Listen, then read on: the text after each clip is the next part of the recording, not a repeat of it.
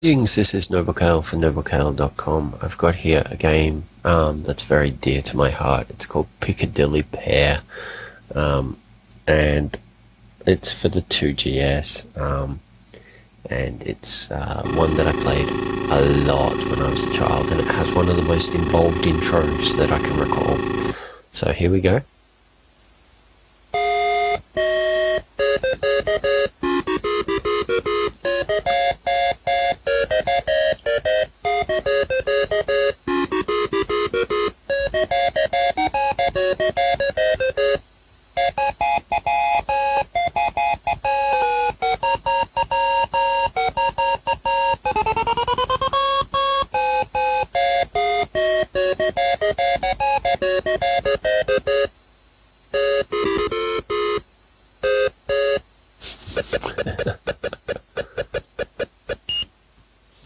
Now that is what I call an intro. Okay, anyway, so it's basically a game of memory. It's competitive in that you can have multiple players or you can have one players, but it's pretty much one of those things where it's a simple game, obviously. It's something you could just play with cards, but it's got juiciness to it before that term sort of even came into being. With recent sort of mobile platforms, and there's a really great video that basically says juice up your game, you know, put in explosions and screen shake and all this kind of stuff. Pick-a-Dilly Pair is pretty much a case of they've taken a card game and then they've thrown in a nice little bit of bookending, which is that intro, some nice sound effects, a little bit of music and some animation, and this is what they get, and it's actually really good. It's simple, the mechanics are already tried and tested, but it's been wrapped up really nicely, so it works pretty well. Okay, so we have here the main screen, and pretty much you have all these different kinds of combinations of the different gaming styles. So there's standard, there's Joker and Villain, which is from memory, where they substitute two of the entries for, there's an evil character who basically disqualifies any set that he's part of, or a Joker, which acts like a wild card. Pick 3, which means that there are actually 3 different ones floating around and you have to pick all 3 of them, or Pick 4, which is there are 4 and you have to do that. There's also music only, which means that you don't get to see the picture that comes up, and doors stay, which is, even though you get a pair, it's the pair stays there. This is going off the top of my head, obviously, and flash, which I believe is where it just really quickly shows you what it was. I'm going to go with a standard one. We're going to go with Joker and Villain. Now, it's worth noting that this game actually gave me nightmares. There's a confession for you. The Joker actually has a really sort of nefarious look and sound to him, to a kid who's like 3 or 4 years old and playing a memory game. I'm going to play one player, yes, because I have so many friends. It doesn't look like it accepts non-standard input too well. Yeah, I'm going to go with sound. It's worth noting that this game, while I used to love it, and my parents loved the fact that I played it, because obviously, you know, it has that kind of memory skill building function, the sound used to annoy the crap out of them. I pressed yes, and I got a 9. Shift yes. Okay, so here we go. I have 36 squares, and it's a 9x4 grid, and it's my turn. So I basically just choose a few doors. Oh, that's going to get annoying after a little while.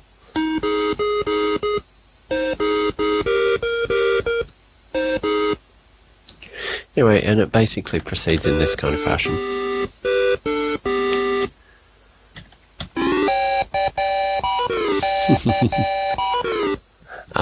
Due to the length of the video, I don't think I will be playing all of it to completion. This was one of my favourites. Obviously, these are little clips of show tunes or, Three Blind Mice. I think there's How Much Is That Doggy in the Window and all that kind of stuff. I don't know them off the top of my head, or I can't name them, but they all sound familiar to me, obviously. Jeepers Creepers.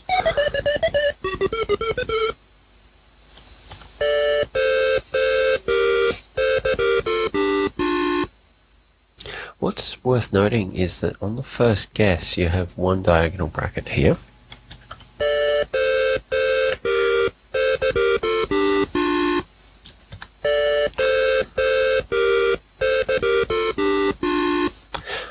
And then you have two for the second guess.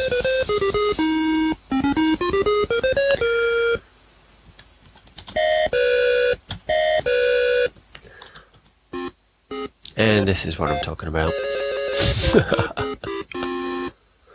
Totally gave me nightmares.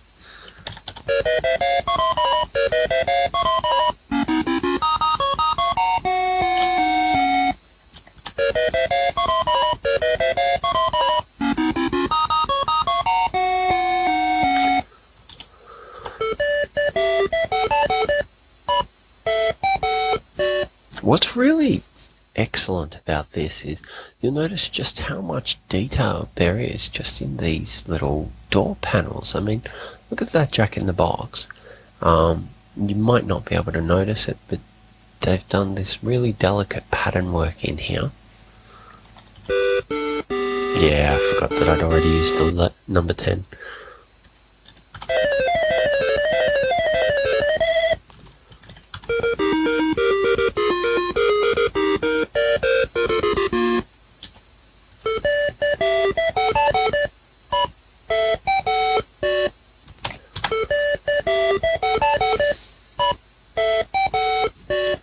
Now, and see, this is the kind of game that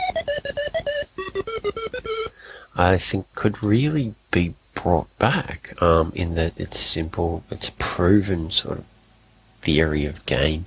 It's something that's perfect for touchscreens. I'm sure that there's memory sort of stuff on touchscreens, but you could pretty much go, okay, let's just take the whole thing and go with it. I wouldn't even update the graphics. I'd keep the songs all the same. I would rock it. I would just keep it all. Oh, it's not going to like this. Yeah. And that's not so much a game thing as a platform thing.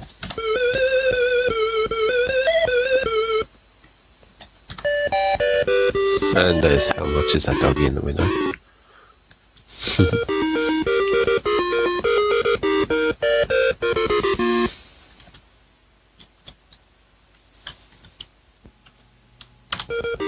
There we go.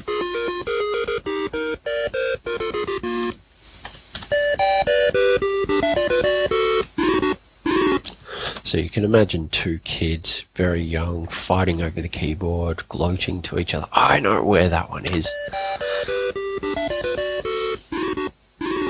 And that was my brother and I. I love this one. It actually squashes the mouse.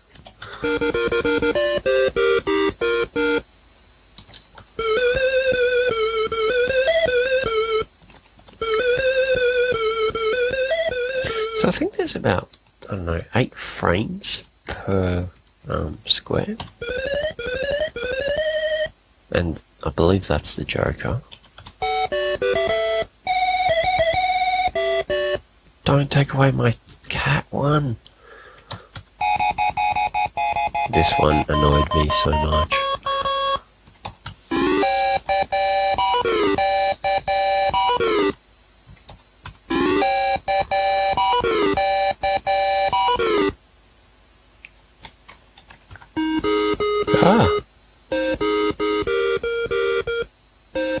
I really thought that was... No.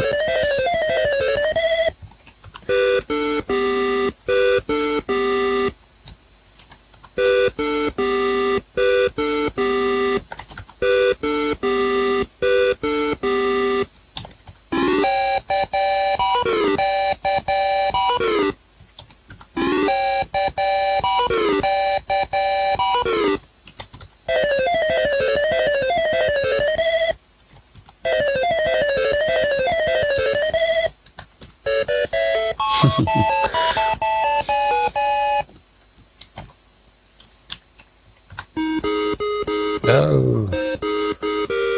Anyway, so there shouldn't be too many pairs left. So yeah, to update this wouldn't be too bad, and you could implement sort of skippability. Like, I know what this is, just let me skip through it.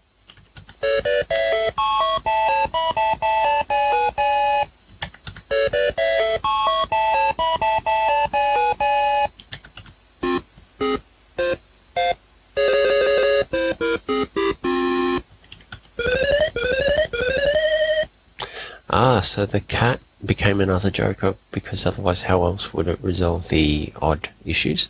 So I've just used the joker to cancel out the villain. And I've got another villain.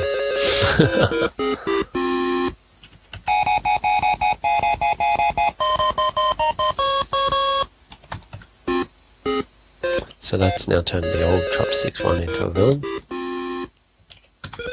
And we're done.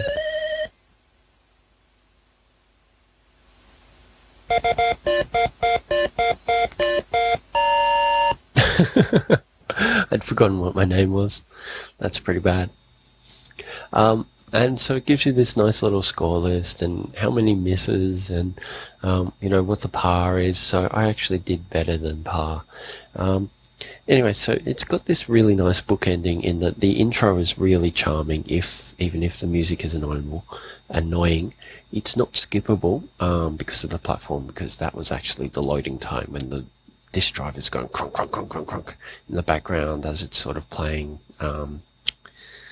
whatever that turkey theme song is, and I can never remember the name of it.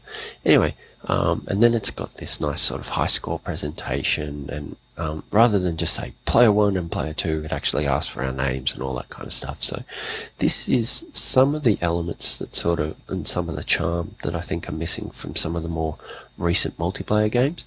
There's a lot of not asking the player for their name, and I appreciate the ability to just go, no, screw it, I just want to play.